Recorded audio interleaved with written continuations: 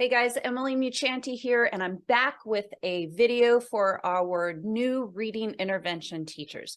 Now, I try really hard to find kind of timely topics that I think are going to help you right away. And there has been one that has kind of been falling into my inbox and comments and things like that, that I thought we have to address this. So today's topic is going to be about how to balance high expectations with realistic progress for our students. So this is a total challenge for us.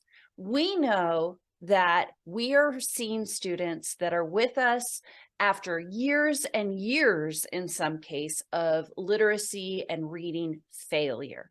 We have got so much humiliation and shame attached. And if you're working with older students, this is just even more profound. And so we want to move our students as quickly as possible. We want to have high expectations, but we have to be realistic of our timeline.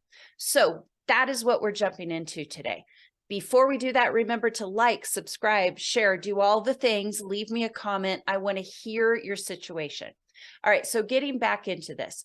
First of all, we need to realize that growth takes time, all right? Students that come to us that are struggling readers have experienced, as I said before, a great deal of failure. And so we are dealing with, in some cases, like trauma related to literacy and all of these skills that have been lacking for years and years.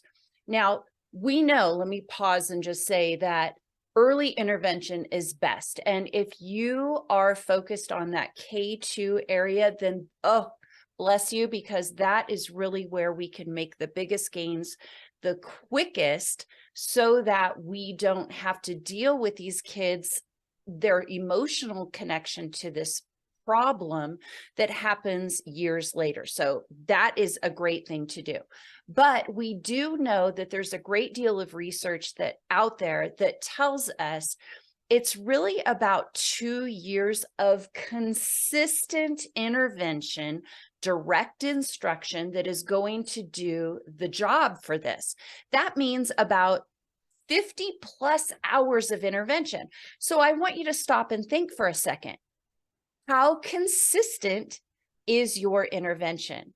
Or are you like many of us that get pulled out of your intervention because there wasn't a sub that day, or because something else happened, or you had to be in charge of this field trip, or all of the many hats that you are wearing? Now, I'm not saying that those things, that you can't do those, because we know the reality is in education, we have to wear many hats. But what this does is gets us to the point where we have to be realistic about how much time has actually been spent in intervention. So when we are looking at the consistency of our programs, and I'm going to link a couple of research articles for you in the show notes, just so that you have some information related to this, just in case you want to drop this as a little hint, perhaps, to your administrators. That is a really important piece that we are going to talk about also, is about educating our administrators. So there are additional things that are going to affect the progress of our students. It's not just the time factor and the consistency factor, although that to me is probably the biggest one, but it's also about these individual differences that our students are coming with. This could be any of their background issues, their prior reading experiences, their background knowledge, how worldly they are. All of those things are going to affect their progress. Now, we also know that you and your knowledge, in addition to the classroom teacher's knowledge and level of experience, have a great deal to do with the progress that your students make. And so you really have to make sure that you are continuing to learn, continuing to grow, as is the teacher, and that you are working toward being more and more skilled. That will help expedite the process for your students. Make sure that you are progress monitoring and you are tracking the progress monitoring so that you can make effective, quick decisions about what you have to do with your students' instruction to try to maximize and expedite that growth that we know we want to do as quickly as possible. But I want you to remember that really a strong and solid reading intervention program is all about the long game. Now, I've recently had a couple of interesting conversations with viewers, and thank you so much for reaching out to me. One stuck out. I had a teacher reach out, high school teacher, who is being pulled to work on a high school exit exam, and the administrators are looking at their students that are the struggling readers, have been struggling all the way through, and now they want to make sure that these kids can pass a high school exit exam. And quite honestly, I didn't have very good news. It's like, we can't make up in just a few weeks all of the back learning that has to be done that should have been done when these kids were really young. And that's really unfortunate because too many administrators or school systems or school districts are not investing the time and the resources, the personnel, the money, when you can actually make the difference. So that is something that we want to kind of educate our administrators or our districts or even our school boards about how important this early intervention is. So that was one conversation that happened. The other conversation that happened to me recently was one teacher who is getting ready to do a review of her program with her district, and all of the intervention teachers are coming together. And she was explaining how they want to see growth. They want to see growth, as we all do. And the pressure is really placed on her as an intervention teacher to show growth. Yet she has been pulled consistently away from her program. She wears about 30 other hats in school, which just pulls her from one direction or another and takes her away from really where the focus is. But yet the district wants to see growth. And I do too. We all do. But we have to be realistic. And so giving you your district's need, I know you guys know this, but so share this video with somebody, but our intervention teachers have to have the time and the resources to do the work with consistency so that we can actually make that growth. Again, we're looking at 2 years, 50+ hours. I bet there's not very many of you out there that can say, yeah, I've given 50 hours of instruction so far.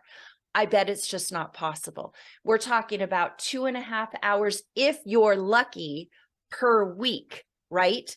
And that's really about all we can do. So we're looking at, multiple years here. So you are playing the long game. Remember that. And something that you are doing along the way with your students is you are trying to focus resilience and persistence and a growth mindset in your students. If you can get them to understand that, listen, you can improve. I will be the one to help you. It's going to happen, but it's going to take time and it's going to take a commitment. You have to have them along for the ride, right? So that is a really important piece of what you are doing with your students to build that kind of resiliency in them. And highlight the evidence that you are collecting. Show them the growth that they are making. Same thing with your leaders and your higher ups. Show them the growth that you are making. Are your students going to magically be on grade level if they are 2 and 3 years below grade level? Probably not in just a few weeks. Now, the kids that are closer to grade level obviously have a shorter, route to take to get there. But our kids that are super far behind take a great deal of time. So let's celebrate the little bits of growth, but be realistic and understand that really, truly catching up takes a great deal of time, commitment, and consistency. So a few things that you can do to manage some of these expectations is make sure that you are sharing the growth with your administrators. Your progress monitoring growth should be happening very consistently, and you would have the data to collect. You got to speak the language that your administrators listen to. And that's in two things. They want to see growth in the data, and they know about the money. Those are the two big things that you can do to and focus on to show them more depth about your program. Excuse me. So we're looking at progress over time. So make sure that you're getting in there, you're sharing that data, you are educating your administrators about what this progress looks like. What does the research tell us about how long it takes and the consistency? And let's be sure that they understand that there is no way in heck that they can consistently pull you from your job, leave those kids by the wayside, ask you to do 20 million other things, and have the growth happen. It can't happen. We are not superheroes. They like to tell us that we are, but we're not. We're human. We have to be realistic. So I hope that that gives you a little bit of perspective on, yes, we want higher expectations. Yes, we can make the change, but by golly, it's going to take some time, and it's going to take a commitment. And you, my friend, already have the commitment because you're here watching on your own time, looking for something that's going to help you to put this all together. It's your administrators and your principals and your districts and your school boards that need to get the message. All right. So fight the good fight. Never give up. These kids are worth it. And remember, please, I would love to see a comment. I'd love to hear what your situation is in your school. How many hats do you wear? We know that it's many. And as always, thank you for what you do, and bye for now.